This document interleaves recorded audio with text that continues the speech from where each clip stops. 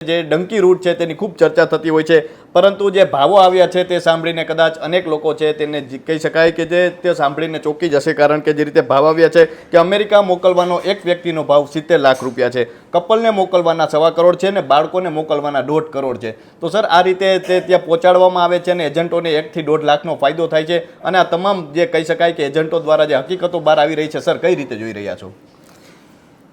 તમે જુઓ, એક ભાઈને રાજાએ કીધું તારે જેટલી જમીન તું માગ એટલી જમીન આપું, સવારથી સાંજ સુધી તું જેટલું દોડી લે, ચાલી લે, જેટલું તું ચાલી શકે એટલી જમીન તારી. માણસ અહીંથી નીકળ્યો, મીંડો દોડવા, બને એટલી વધી જમીન લેવા હતું, વધુમાં વધુ દોડો દોડો દોડો દોડો, સાંજ ઢળવા આવી ત્યાં હજારો સેંકડો કિલોમીટર આગળ વધી ગયો, સેંકડો. અને છતાંય એને એમ ન થયું કે હું રોકાઈ જાઉં. સૂરજ આથમમાં ન થયો ત્યાં સુધી એને થયું છેલ્લી પળ સુધી પણ હું જે 4-5 ડગલા આગળ વધ્યો પણ એ જમીને મારી તો થઈ જાય. અંતે શું થયું, સૂરજ ડૂબી ગયો, પણ એ એટલો બધો હાંફી ગયો ને માણસ થાકી ગયો કે ત્યાંને ત્યાં એ મૃત્યુ પામ્યો. એટલે અંતે એને જમીન કેટલી મળી? જે એને દફન કરવા જેટલી.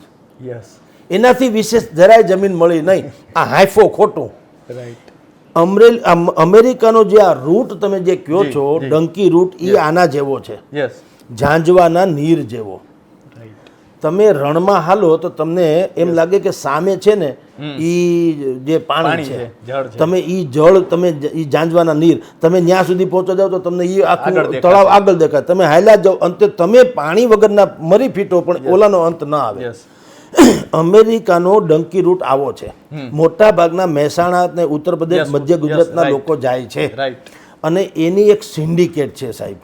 અને એ સિન્ડિકેટમાં ભારતીય એવિએશન ડિપાર્ટમેન્ટ, હવાઈ વિભાગ, એનાથી માંડીને અહીંના ટોપ મોસ્ટ બ્યુરોક્રેટ્સ એ બધા સામેલ છે. અને એને રાજકારણીઓનો બિલકુલ છૂપો આશીર્વાદ છે. આ બહુ મોટું ષડયંત્ર છે. જે લોકોને અહીંયા આમાં કોણ એનો શિકાર બને એ તમને કહું. થોડું ઘણું ભણેલા અથવા તો પોતે ભણેલા છે એવું માનનારા, આ બે વસ્તુ છે. એ લોકોને શું છે, એને એમ છે કે હું ભણ્યો છું એટલે હું સામાન્ય કામ કરી ન શકું, અને અહીંયા અસામાન્ય એને મળવાનું નથી. હવે SSC પાસ ને કોઈ ક્લાર્ક કે કલેક્ટર તો આપે નહીં, બનાવે તો નહીં. અને ક્લાર્ક કલેક્ટર જેવું તો ભણ્યા નથી હોતા. હવે SSC પાસ વાળો માણસ નથી પોતા મારી શકવાનો કે નથી ક્લાર્ક થઈ શકવાનો, એને કહેવાય અર્ધ ભણેલા. અને આમે તમને કહું, યા તો તમે પૂર્ણ જ્ઞાની હોય એ સારા, યા તમે મૂર્ખ એટલે કે અજ્ઞાની સારા. અર્ધ જ્ઞાની બહુ ખરાબ, એ વિકૃતિ સર્જે. ડંકી રૂટમાં આવા જ લોકો મોટા ભાગના, કહું છું, આવા લોકો એનો ભોગ બને. અહીંયા એને ધાર્યું નથી મળતું એટલે ધાર્યું નથી કરવું. તમે સમજો, તમે પોતાની જાતને ભણેલા માનો એવું ન ચાલે. તમે ક્યાંય પણ તમારું, દાખલા તરીકે વેવિશાળની વાતો ચાલે તો તમે એમ ન કે ભાઈ હું મારી રીતે હું ઉંમર લાયક છું, મારી ડિગ્રી થઈ. ઉંમર લાયક એ ડિગ્રી નથી, લાયકાત બીજી ઘટના છે. ઉંમર લાયક એ લાયકાત નથી, એ તો એક સ્ટેજ છે. પણ બાકીની બધી લાયકાતોને આધારે તમારો વેવિશાળ કે સંબંધ થતો હોય છે. એમ તમે જે ભણેલા ગણેલા કયો અથવા પોતાની જાતને કૌશલ કયો, તમે કયો એમ ન ચાલે. સમાજ તમારી સ્વીકૃતિ કરવી જોઈએ. તમે કોઈ પ્લમ્બરને ફ્રી ભાડ્યો, કોઈ મિસ્ત્રીને ફ્રી ભાડ્યા, તમે કામવાળા નથી મળતા નથી. શહેરમાં તમે જુઓ, ગમે એટલા પૈસા આપો, કામવાળા નથી મળતા. હગાવાળા હોય જાય, એના કરતાં કામવાળા હોય જાય એની વધુ પીડા થાય ઘરનાને. બોલો, ફૈબા રોકાવા આવ્યા ને એ 2 દી ન આવે, રોકાઈ ન જાય, વયા જાય તો કોઈને કાંઈ નથી થતું. પણ 2 દી કામવાળા કેવું નહીં આવું એટલે જાણે હું થઈ ગયું. તો કામ કરે એ માણસ ક્યારેય ભૂખ્યો નથી રહેતો, નવરોય નથી રહેતો. ડંકી રૂટનો આવા જ લોકો, જેને આપણે 2 શબ્દો છે, બેરોજગાર અને બેકાર. લોકો એને પર્યાય શબ્દ સમજે છે. એવું નથી. બેરોજગાર જુદી ઘટના છે ને બેકારી જુદી ઘટના છે.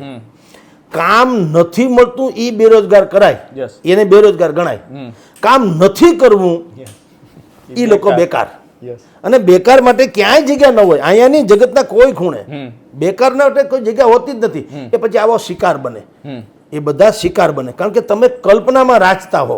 અમેરિકા જશું, ડોલર કમાશું, સારી જગ્યાએ સુટેડ બુટેડમાં રહેશું, ત્યાંથી ફ્લાઇટમાં આવશું, અહીંયા અમારા હામૈયા થાય, અમારા બધા ગોઠવાઈ જશે, માભા પડી જશે, અમારું ખોડું છે એને અમે 3 માળનું બનાવી નાખશું ને અમેરિકા રિટર્ન, ફોરેન રિટર્ન એવું કહેવાશે, 5, 7, 10 અંગ્રેજી શબ્દો બોલી નાખશું એટલે છાકો પડી જશે. બસ આવી જ પરિકલ્પના, આથી વિશેષ કાંઈ નહીં. અંતે શું થાય, અટા સુધી તો હાલ્યું. આપણા લોકો ગુજરાતના, ભારતના 17 લાખ લોકો અમેરિકામાં છે. યસ, 17 લાખ. એમાંના કેટલાય લોકો તો કાનૂની રીતે છે, એટલે એને કોઈ ઉપાધિ છે નહીં. એટલે ત્યાં ટ્રમ્પે ગદ્દારી નથી કરી, તમે સમજી લો. એણે નેશન ફર્સ્ટની વ્યવસ્થા કરી છે. આપણે બે રીતે વિચારવું જોઈએ. એણે એના દેશ માટે ઉત્તમ છે કે ભાઈ અમારા દેશમાં જે ખોટા લોકો ઘૂસી ગયા છે એને કાઢવાની વાત છે. ત્યાં કરોડો લોકો આવા છે, ખાલી આપણા જ નહીં, બાકીના બધા દેશના પણ છે. તો એણે નેશન ફર્સ્ટ. આપણે ત્યાં રોહિંગ્યા છે 3.5 થી 4 કરોડ. આપણે અહીંયા હજી થોથાબાજી જ થાય છે, એકેને કાઢ્યા નથી. તો ડંકી રૂટમાં જનારા લોકો કરોડો રૂપિયા, તમે જે ભાવતાલ કીધા એ સાચી વાત છે. કપલના આટલા કરોડ ને બાળકના આટલા કરોડ ને. ભલા માણસ, હું તમને એમ કહું, 1.5-2 કરોડ રૂપિયા ખર્ચીને નદી નાળા ટપીને જંગલ જાડીમાં થઈને જાનવરની જેમ, વાંદરાની જેમ ઠેકીને, જાનવરની જેમ રહેવું ને વાંદરાની જેમ ઠેકી દિવાલ અને અમેરિકામાં જવું, ન્યાય તમારો મેળ સરનામું તો નથી. તૈયાર તો તમે આવી રીતે ગયા હો, તમે કૌશલ્યવાન હો, સારા ડોક્ટર હો, સારા ઇન્જિનિયર હો, સારા આર્કિટેક્ટ હો, સારા સમથિંગ હો, તો તમને વેલકમ ન કરે.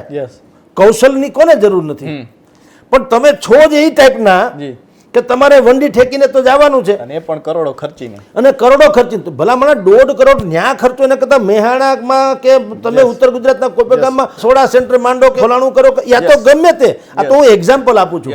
નાનો મોટો તમે ધંધો કરો, તમારી હાથ પેઢી ખાઈ શકે, પણ તમારે નકલી સ્ટેટસ જોઈએ છે, ફોરેન રિટર્ન, અથવા ભાઈ સાહેબ ક્યાં અમેરિકા છે. પણ અમેરિકા છે એ હકીકત છે, પણ એમાં અમેરિકામાં શું છે એ કોઈને ખબર છે? એ ખબર નથી. તમે ગંગા પવિત્ર હોય તો મેં વારસોથી એમ કહું છું, ગંગાની ગંદકી પવિત્ર ન હોય. એમાં ગંદકી તો હોય જ. ગંગા એટલે સંપૂર્ણપણે નિર્મળ, એટલે નિર્મળ, અને બધી જ જગ્યાએથી તમે ટબુડી ભરી લો અને જિંદગી આખી મોઢામાં મૂકો તો મોક્ષ થાય એવું નથી. ગંદકી તો મરી જવાય.